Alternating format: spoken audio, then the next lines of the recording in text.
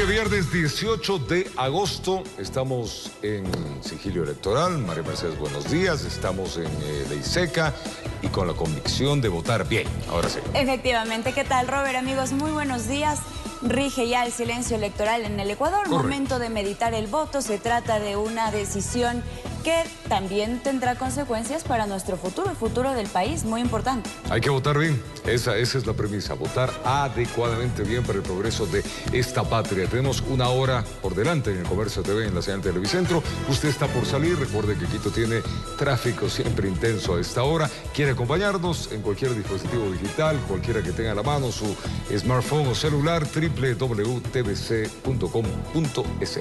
Efectivamente, acompáñanos siempre, gracias por su sintonía. Empezamos con la información, les contamos que el Ecuador, Robert, ya ratificó el acuerdo de interceptación aérea con Estados Unidos. Qué bueno, esto realmente para rastrear las naves usadas por el narcotráfico. El presidente Guillermo Lasso firmó el decreto ejecutivo 846 con el cual ratifica el acuerdo entre los gobiernos de Ecuador y Estados Unidos sobre la asistencia e interceptación aérea. La tecnología puede detectar aviones que vuelan a baja altura, es decir, cómo se fortalece el control del espacio aéreo. En ese sentido es bueno, ¿no? Inclusive para el rastreo, ¿no? Porque en el caso que uno se detecte, hay un compartimiento de inteligencia y como estos aviones cambian de país rápidamente, pueden haber coordinaciones mucho más fluidas. Ecuador se ha convertido en un sitio estratégico para el paso de la droga. Con este convenio se busca que la Fuerza Aérea Ecuatoriana localice, identifique, rastree e intercepte aeronaves civiles sospechosas de tráfico ilícito de drogas y con ello detener a los implicados. Hay una serie de protocolos que se deben establecer para evitar que se siga volando y obligarlo a aterrizar. Ya derribo es otra cosa, ¿no? Para eso se necesita una ley, que eso no hay en el Ecuador. En la Asamblea Nacional quedó pendiente una propuesta de ley sobre el derribo de aeronaves. Esta se tramitaba en la Comisión de Seguridad, pero no logró concretarse. El acuerdo solo permite a la Fuerza Aérea la obtención de datos de inteligencia, realizar maniobras de advertencia. En tal sentido, no podrá dañar, destruir ni inhabilitar ninguna aeronave civil en servicio. También, obviamente, hay que tener cuidado con eso, porque por el tema de excesos, ¿no? Ley de derribo es básicamente una acción extrema, ¿no? Pero ya el hecho de tener detectado un avión ya es importante, ¿no? Y obviamente la tecnología juega a favor de eso, ¿no? Sin embargo, para el analista en seguridad, Daniel Pontón, existe un tema pendiente y es la compra de nuevos equipos luego de que en el año 2021 el radar de control aéreo explotara en el cerro de Montecristi, por el cual 25 militares recibieron sanción. El gobierno actual indicó que el nuevo equipo llegaría para el año 2024, informó Valeria Navarro. Es tiempo de ir con Héctor Romero. Hay que recordar, él está en el Consejo Nacional Electoral, donde se está desarrollando la ceremonia de inauguración del voto en casa. Héctor, adelante. Participación de las personas con discapacidad, que a pesar de que el voto de las personas con discapacidad es facultativo, tenemos un porcentaje del 70% de aquellas personas que participan en el voto, esperando que en estas elecciones este porcentaje pueda aumentar. Desde el Consejo Nacional Electoral, desde el CONADIS, hemos nosotros...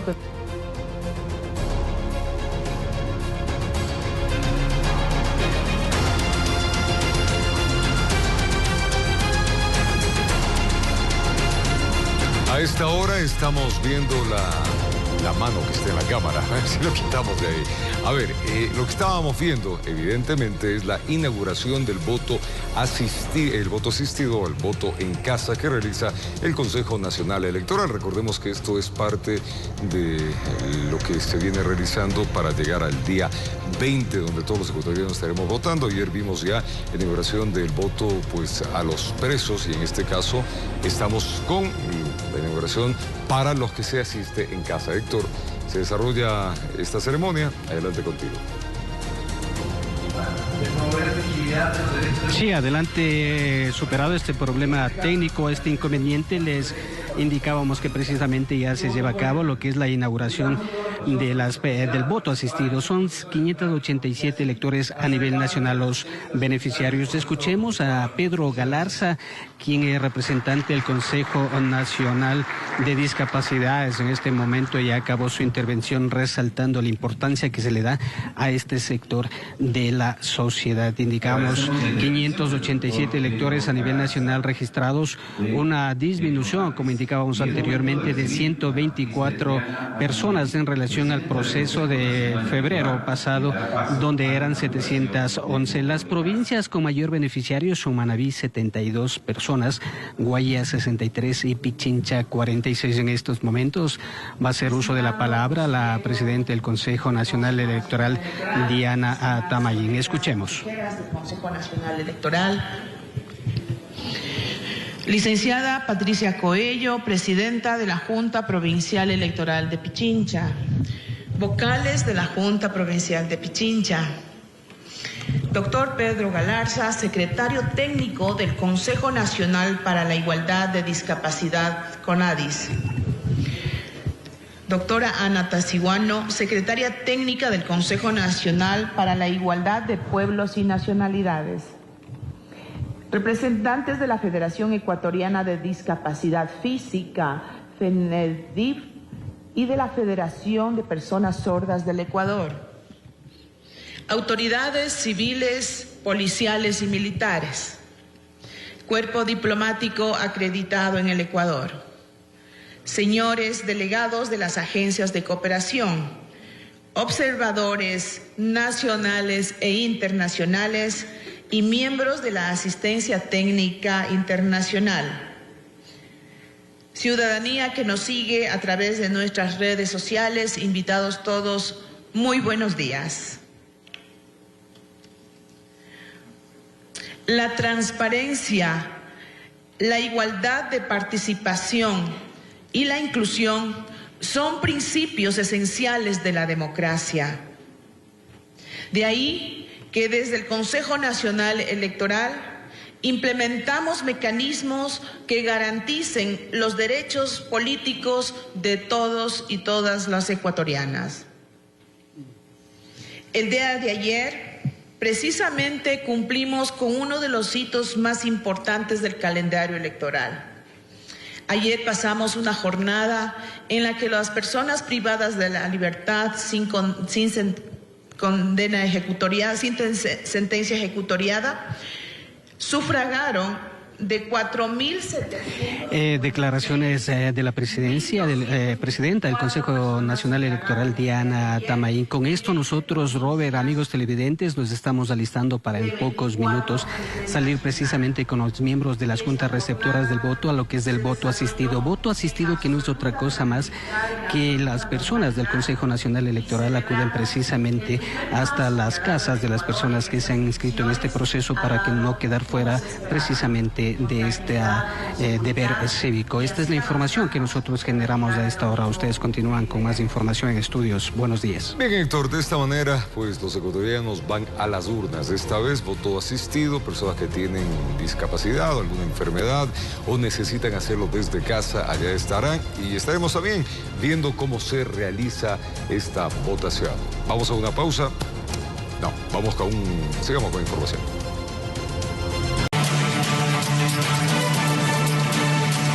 7:03 en la mañana, personas privadas de la libertad fueron las primeras en acudir a las urnas. Esto, como lo hemos contado, como parte de las elecciones anticipadas a nivel nacional.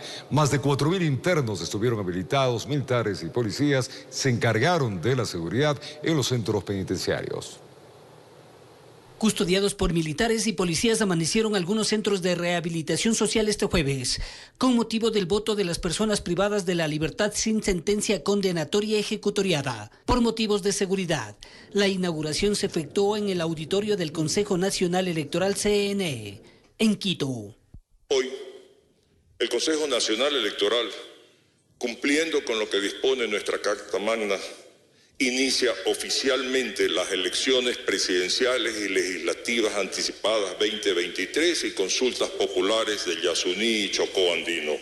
El trabajo conjunto que estamos realizando y ese compromiso patriótico cívico que jamás ha estado de estar presente para que en estas condiciones de dolor, de inseguridad, la democracia no se debilite. 4.756 internos de 39 cárceles estuvieron habilitados para cumplir con este deber cívico en 20 provincias. Hay 1.891 policías del área de inteligencia que están desplegados en todo el territorio nacional, efectivamente haciendo apreciaciones de inteligencia, las cuales nos darán a los comandantes zonales y subzonales la capacidad de tener una mayor claridad en la toma de decisiones. Ahí la Junta Receptora del Voto la integraron 2 funcionarios del CNE como presidente y secretario, y un interno que hizo la función de vocal. Finalizada la votación, se sellarán las urnas y se trasladará el paquete electoral al centro de procesamiento electoral con la custodia y resguardo de las Fuerzas Armadas. Es importante recalcar que el conteo de estos votos consignados por las personas privadas de la libertad serán escrutados una vez que concluya la jornada electoral del 20 de agosto próximo. Así, en medio de una ola de inseguridad, los ecuatorianos empezaron a elegir a sus nuevas autoridades, informó Héctor Romero. La pérdida de los derechos políticos, así como las sanciones económicas, se aplicarán a quienes efectúen actos de proselitismo político a partir de este viernes. Esto como parte del inicio del silencio electoral. El Consejo Nacional Electoral CNE se alista para hacer respetar lo que se denomina silencio electoral, es decir, que desde este viernes está prohibido hacer campaña política. Las sanciones que puede imponer el Tribunal Contencioso Electoral por las infracciones, dependiendo su gravedad, pueden ir desde pérdidas de derechos políticos hasta multas muy importantes, que podrían llegar a 36 salarios básicos unificados, de ahí el exhorto para evitarse un dolor de cabeza. Sin embargo, a la fecha no existirían mayores observaciones sobre el comportamiento de organizaciones y partidos políticos. Hay que reconocer también que las organizaciones políticas han entendido la excepcionalidad respecto a este evento y se han ajustado a ellos y no hemos tenido mayor problema, no solamente en la parte de la organización, sino también en cuanto a acatar todas las disposiciones que se han venido dando desde el órgano electoral. Sin embargo, el control se incrementará el domingo retirando posibles actos proselitistas en los alrededores de los recintos electorales. Va a existir una importante presencia de fuerzas policiales al exterior de los recintos electorales, incluso para evitar comercios informales que de alguna manera perturban el caminar de los electores. Por otro lado, también se ha redoblado protección en ciertos recintos que, de acuerdo al perfil de riesgo, Fuerzas Armadas ha determinado la necesidad de tener una mayor presencia. También luego vendrá el análisis de los expedientes por supuesta campaña anticipada, lo que aguarda en el Tribunal Contencioso Electoral, informó Héctor Romero. De 8 en la mañana, este domingo, los ecuatorianos elegiremos a 137 asambleístas. ¿Cuántas figuras políticas pasadas pretenden volver a sus curules? ¿Y cuáles son los retos de este nuevo parlamento? Lo vamos a contar en la siguiente nota. La Asamblea Nacional disuelta tras la muerte cruzada cerró con un índice de aceptación popular del 4%. Levantar la imagen de esta institución es uno de los mayores retos que tienen quienes aspiran llegar al Parlamento. Recordemos que este periodo legislativo no es un nuevo periodo, realmente es un periodo para completar el periodo cesado. Por eso tampoco aplica la figura de la reelección en este periodo, ¿no? En ese sentido, han decidido pedir el voto ciudadano nuevamente 76 exlegisladores, ¿no? 68 correspondientes al periodo 2021-2025, que fue cesado, y 8 exlegisladores correspondientes al periodo 2017-2021. El Observatorio Legislativo también considera que otro reto de la nueva Asamblea es que los funcionarios sean responsables. Existen legisladores que faltaron más de 100 votaciones en el Pleno de la Asamblea Nacional y nosotros hacemos una analogía bastante sencilla y es que, ¿qué pasaría si un ecuatoriano deja de ir a su trabajo? Los nuevos asambleístas podrían centrar su trabajo en los 100 proyectos de ley que están para segundo debate. No se empieza de cero. El trabajo de la Asamblea Nacional es institucionalizado. La Asamblea Nacional es una institución que va más allá de las personas que la ocupan. En ese sentido, los proyectos de ley deberán seguir su marcha en las comisiones ya asignadas y los nuevos proyectos de ley deberán asignarse a una comisión nueva, ¿no? El camisetazo es algo que todavía ocurre y afecta a la democracia. Al menos 10 han incurrido en transfugismo político, que quiere decir que se lanzan con una organización política y luego pasan cosas y se cambian de tienda política, se cambian de camiseta. Y ahí tenemos algunos casos bastante interesantes porque demuestran un cambio totalmente radical al respecto de su ideología. Los legisladores que lleguen al Parlamento deberán conformar grupos mínimo de 14 asambleístas para convertirse en bancada. La primera autoridad de la Asamblea Nacional suele ser el indicador de si hay consenso o no. Se necesitan 70 votos. Recordemos que en la legislatura cesada, cuando esta inició, fue muy difícil conseguir estos 70 votos. Guadalupe Llori llegó a la presidencia ya en el quinto intento del Pleno de la Asamblea Nacional de elegir presidente. Creo que un mensaje positivo para el país debería ser que el primer día de instalación de la Asamblea Nacional ya conozcamos los ecuatorianos, con transparencia por supuesto, los acuerdos políticos a los que han llegado las organizaciones. Informó Valeria Navarro. 7:15. Gracias por su sintonía. Les contamos, como lo anunciamos, que la CENESID entregó 117 becas para estudios de cuarto nivel en hidrocarburos, esto con el fin de ampliar la capacitación de los profesionales de ese sector. El presidente Guillermo Lasso destacó la asignación de $1.300 millones para las universidades. El gobierno quiere apuntalar la profesionalización de la industria de hidrocarburos. Este jueves la CENESID entregó 117 becas para estudios de cuarto nivel en la Escuela Politécnica del Litoral. Muchos éxitos para todos nosotros y sé que vamos a hacer lo posible para poder contribuir con nuestro país y el crecimiento. A ser líderes del presente y del futuro y quienes propongan soluciones y generen valor a los desafíos que enfrentemos en nuestra sociedad. La idea es fortalecer la especialización de los ingenieros en petróleo. La CENESID destacó que la inversión asciende a $900.000. Es $1 millón que recibía anualmente la CENESID para entregar becas de hidrocarburos y no se entregó un solo centavo hasta que llegó este gobierno. El presidente Guillermo Lasso informó que el gobierno asignó $1.300 millones para las universidades. $200 millones más que el año pasado. Y es un récord histórico. Se graduaban cerca de 220.000 bachilleres por año y el número de cupos no pasaba de 120.000 en las universidades. Un déficit de 100.000. ¿Saben qué prevemos para el año 2023? Que sobran 20.000 cupos. Al final hubo fotos y el presidente salió sin dar declaraciones sobre el indulto que el exministro Carlos Pareja Yanuseli le pidió el martes. Con cámara de Javier García, informó Jorge Escobar. Y es que la nueva malla curricular, amigos queridos, para el sistema educativo trae consigo algunos cambios en el próximo periodo escolar. Esta debe enfrentar a los nuevos retos educativos que necesite el país. Los expertos nos comentan algunos detalles.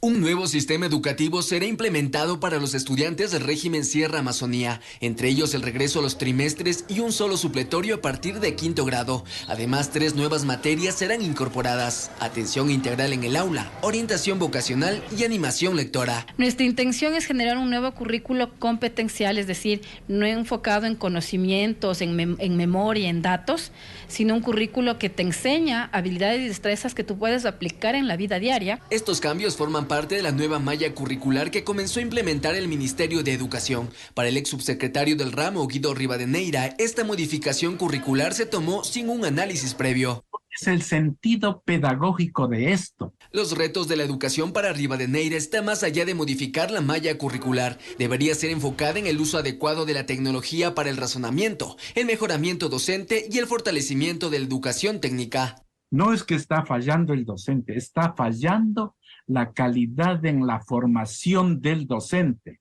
En muchos países, y en el nuestro también, ser técnico o tecnólogo es muy importante. Una sociedad necesita una diversidad y la próxima malla surja de un análisis y de la perspectiva que hoy tiene el Ecuador frente al mundo, porque hoy nos enfrentamos a una situación multipolar. Pruebas nacionales e internacionales de los últimos años han evidenciado que la educación en el país mantiene un déficit. Para fortalecerla se debería corregir e implementar 3 materias básicas en la educación inicial para el desarrollo del proceso cognitivo: lenguaje, matemáticas y arte. Porque son las 3 combinaciones que le permiten formarse luego posteriormente y pueda razonar. La asignación directa de recursos económicos para la educación también debería ser una preocupación de los gobiernos de turno para mejorar y fortalecer el sistema educativo ecuatoriano. Informó José Mendieta. La salud mental de los ecuatorianos es prioridad para el Ministerio de Salud. Hasta el momento, más de 600.000 personas han recibido atención en el primer semestre de 2023. La salud mental es conocida como la sensación de bienestar psicológico y emocional del individuo, basada en sus pensamientos, sentimientos y actitudes, en concordancia con el estilo de vida que lleva, incluyendo elementos fundamentales como el manejo del estrés, las relaciones interpersonales y la toma de decisiones. De acuerdo a cifras publicadas por el Ministerio de Salud, en el primer semestre de este 2023, esta cartera de Estado realizó más de 600.000 atenciones relacionadas con la salud mental de los ecuatorianos, siendo el trastorno neurótico el diagnóstico por el que más accedieron a este servicio. La psicóloga clínica Alexandra Santiana destaca que esta alteración incluye sensaciones negativas como angustia, ansiedad o depresión, y debe ser atendida desde la base de la célula de la sociedad, la familia. Las familias. En realidad yo sí pienso que la célula de la vida, de la formación de las personas es la familia. Y las familias viven con miedo, no solamente de salir, sino qué pasa ahora, qué pasó en estos días pasados y qué esperan en un futuro. Y lamentablemente ese tipo de pensamientos hace que su presente sea de vivir con miedo constante. Y eso no es adecuado. O sea, la salud mental no es solamente la autoestima. La salud mental es poder aprender a manejar esta situación que no depende de uno, pero que sí depende de uno el poder cambiar cómo yo manejo. Las mismas estadísticas entregadas por el Ministerio de Salud dan cuenta de que en lo que va del año se han atendido más de 4.800 personas en prevención de suicidio, un 72% más que el año anterior. No es suficiente. Y el estado emocional de los chicos en un porcentaje demasiado elevado. El problema es eso, demasiado elevado. Hay que trabajarlo. No hay que esperar que vengan los problemas para ver cómo se puede mejorar. La especialista señala que la salud mental no es un tema que debe ser tomado a la ligera, sino con prioridad y responsabilidad. Tomémoslo seriamente y pensemos que si no hay una intervención a tiempo, las consecuencias pueden ser negativas. O sea, manejemos esto con responsabilidad, no como si fuera algo pasajero. No, tomémoslo muy en serio, porque a veces es la diferencia entre la vida y la muerte.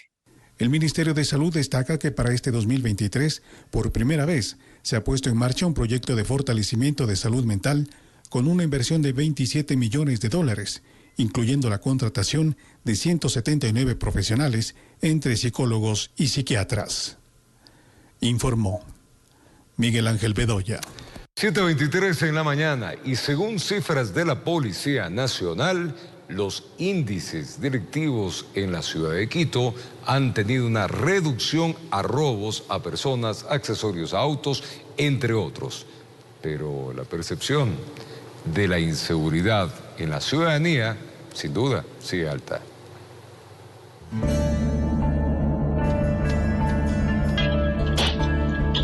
A diario, robos, asaltos y actos de inseguridad son registrados en las cámaras de videovigilancia por ciudadanos o viralizados en la capital. Los quiteños dicen no ver reflejados los trabajos de seguridad en las calles de la urbe. Siendo consciente y honesta, igual por mi barrio, igual la delincuencia está fatal. ahora ya no se puede salir seguro a las calles. Explican que en la actualidad, a su parecer, no existiría lugar seguro donde no se conozca del cometimiento de un delito en contra de los transeúntes. Sí se escucha en los barrios más alejados que es bastante inseguro aquí en Quito. Y añaden que si bien la presencia policial y las cifras de detenidos o bandas desarticuladas han aumentado, esto no estaría teniendo efectividad ante las normativas que permiten regresar a los delincuentes a las calles más antes de lo posible. Cierto temor no, porque a veces hay ciertas represalias que indudablemente puede repercutir en la persona que está haciendo esa denuncia. El catedrático e investigador en temas de seguridad Lautaro Ojeda señala que esta percepción de inseguridad sería una reacción al incremento del accionar violento de los delincuentes. Eso crea o aumenta, diría yo, la sensación de inseguridad, es decir, la percepción. 9 de cada 10 quiteños se sienten inseguros, sienten que la ciudad es insegura. Además añade que se estaría naturalizando un sentir inseguro como parte del trajín cotidiano. ¿Qué significa eso? Significa que ya no impacta tanto, digamos, esos hechos, sino que se dice, bueno, así es. Desde el Cabildo quiteño han informado que se están realizando estrategias como la reapertura de los UPC, entrega de motos e intensificación de operativos de control para ir poco a poco quitándole el campo de acción a la delincuencia. Informó Mauricio Sánchez. Y por motivos de seguridad, para salvaguardar la integridad física de los milagreños, las autoridades de ese cantón resolvieron suspender los eventos de afluencia masiva organizados por la municipalidad por las fiestas de los 110 años de cantonización. Septiembre todavía no llega y en Milagro ya se habla de sus fiestas de cantonización. Pero como dicen las autoridades, este año todo será diferente, pues para precautelar la seguridad ciudadana, el Consejo Cantonal resolvió suspender los eventos de afluencia masiva organizados por la municipalidad en espacios públicos. Pero eso no significa que no le vamos a rendir tributo a nuestra ciudad. Le vamos a rendir tributo de manera cívica, de manera artística, de manera cultural. Es decir, no habrá conciertos, desfiles, comparsas ni permisos para quienes acostumbraban usar las calles para habilitar las tradicionales carpas cerveceras. Y quienes vayan a organizar eventos particulares, entre otros requisitos, deberán cumplir con la no venta de bebidas alcohólicas en espacios públicos. Que cuando hay acumulación de personas, hay tarimazos, hay bailes populares y hay ingesta de bebidas alcohólicas, inclusive hasta de drogas en espacios públicos, hay reyertas, problemas, y eso puede traer pues gente heridos de armas blancas, de armas de fuego, y eso es lo que queremos evitar. En cuanto a la elección de la reina el 9 de septiembre, no hay marcha atrás. El evento está a cargo de una empresa privada y será en una locación cerrada. Los milagreños podrán ver el certamen a través de las redes sociales. Y es así como se proyecta la celebración por los 110 años de cantonización de esta ciudad que registra uno de los índices de violencia más altos del Guayas, informó Miguel Laje. Estamos de regreso, amigos, y tenemos más noticias. Un ecuatoriano fue deportado desde Estados Unidos luego de ser solicitado por la justicia de nuestro país por existir un proceso en su contra por violación a una menor de edad que era miembro de su familia. Enfrenta un proceso judicial en Ecuador como presunto responsable de haber violado en reiteradas ocasiones y por varios años a una menor de edad de su círculo familiar.